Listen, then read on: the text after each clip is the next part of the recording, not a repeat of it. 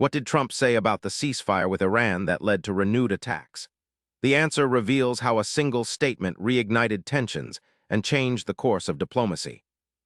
In July 2023, Donald Trump made a public statement rejecting the idea of a ceasefire with Iran.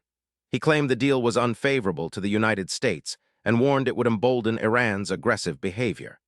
This blunt dismissal came at a critical time when diplomatic efforts aimed to reduce hostilities. His words were perceived by many as undermining peace talks and signaling continued hardline opposition.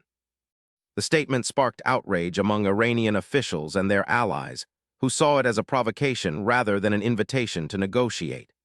This increased mistrust helped trigger renewed attacks and instability in the region.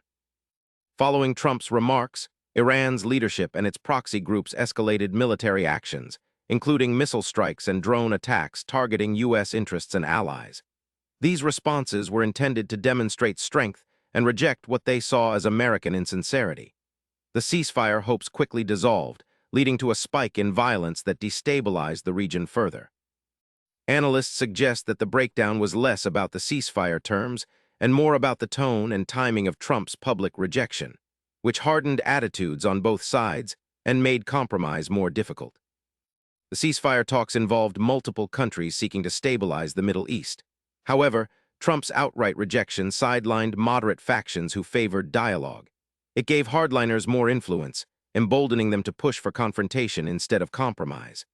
Allies of the U.S. expressed concern that the statement undermined collective diplomatic efforts, while Iran doubled down on its military posture. This episode highlights how leadership rhetoric can have immediate and severe consequences on fragile peace processes, showing the power of words in geopolitics. Trump's public dismissal of the ceasefire with Iran was more than just words. It reignited conflict, strengthened hardline voices, and made peace a distant goal.